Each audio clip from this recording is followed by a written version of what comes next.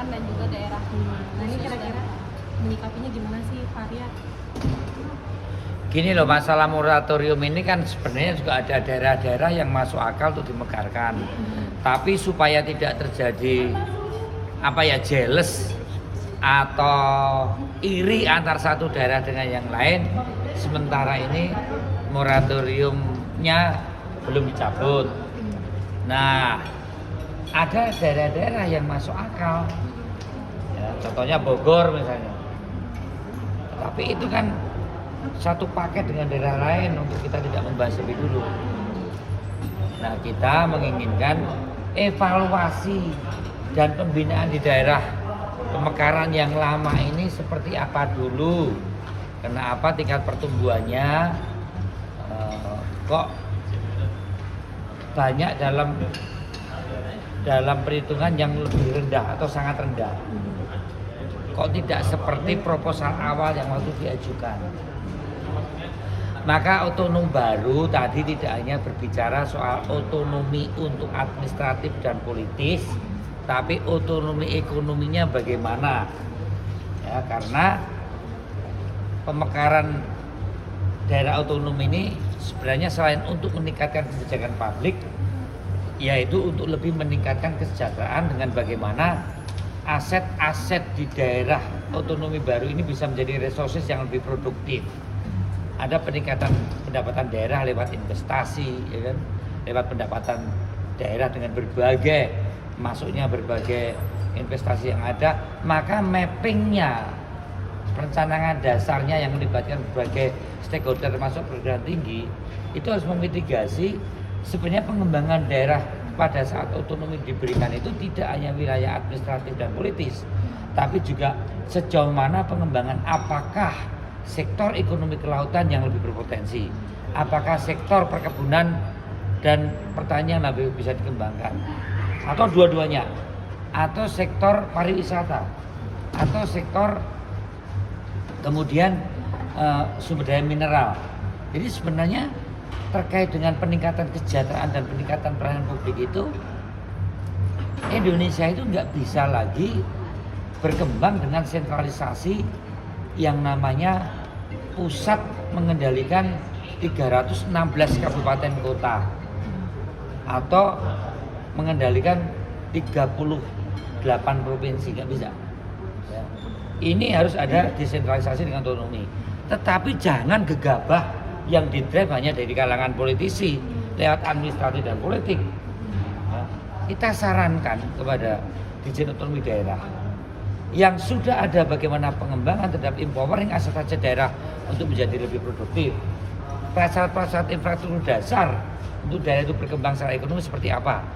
Juga regulasi-regulasi pusat yang mau mengarah ke sentralisasi, ya, di dalam pengelolaan daerah ini harus ikut bunyi di Dirjen Otonomi Daerah. Ya. Sentralisasi dengan konsepsi yang tidak demokratis ini sudah menjadikan Indonesia itu bangkrut di tahun 98. Jangan ada lagi pemikiran resentralisasi. Jangan ada lagi keinginan kita untuk mengatur pemerintah daerah yang berlebihan. Udah nggak mampu. Kondisi saat ini saja, fiskal kita dengan 3.800 triliun, dengan utang negara secara nasional sekitar 8.000 triliun, dengan utang jatuh tempo sekitar 1.300 dan bayar utang kita sekitar 5.500 triliun. Kita adakan efisiensi. Apa dampak efisiensi terhadap DAK atau DAU kita? Ya jalan-jalan melanggar negara ke bolong-bolong. Ya.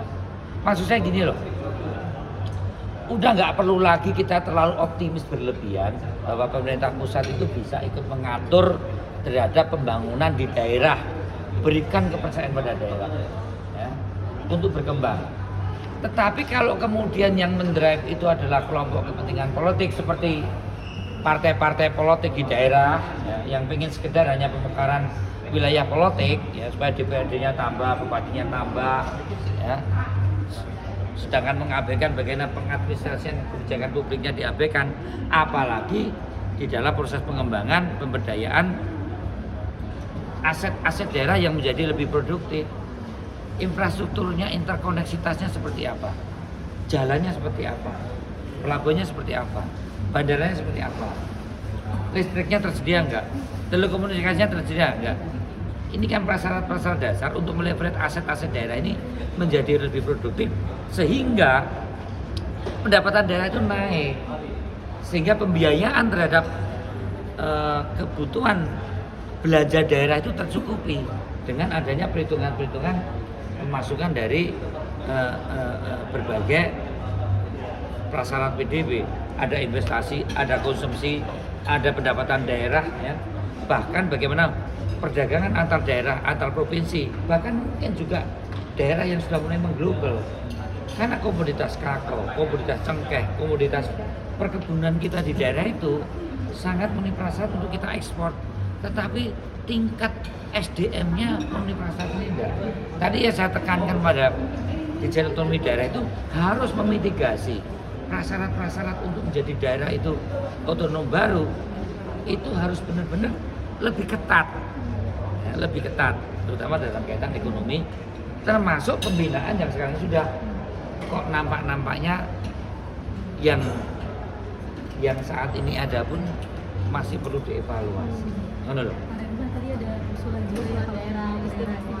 Nah itu DPR apakah udah dari Pak atau Pak dengar itu ambil sudut apa aja sih Pak? Istimewa yang mana? Yang 6 ada 6 kan tadi ada 6 usulan daerah. Ya, kami setuju saja dengan yang namanya daerah keistimewaan. Ya.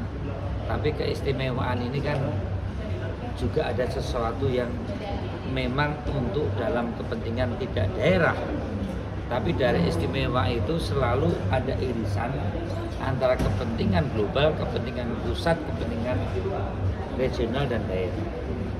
Pengkajian mengenai daerah istimewa itu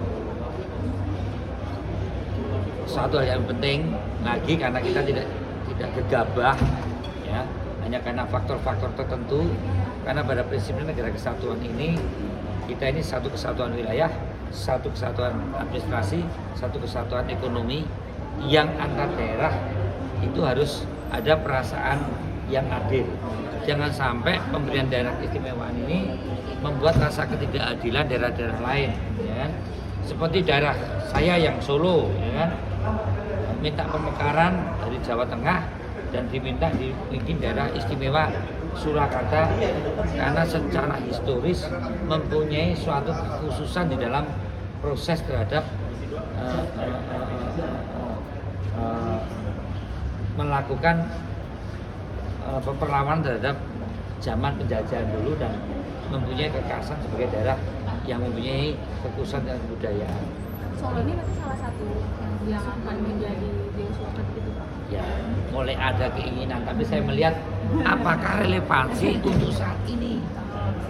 Ya, Solo ini sudah menjadi kota dagang, Solo ini sudah menjadi kota pendidikan, ya, kota industri. Nggak ada lagi yang perlu diistimewakan. Ya, Solo dengan Papua ya sama lah. Ya, saya tidak terlalu tertarik atau Komisi 2 tidak terlalu tertarik untuk membahas daerah istimewa ini menjadi sesuatu hal yang penting dan urgent. Tapi soal moratorium adalah satu yang kita harapkan bisa kita lakukan, kita buka kembali, ya, dan pengusulannya harus lebih ketat.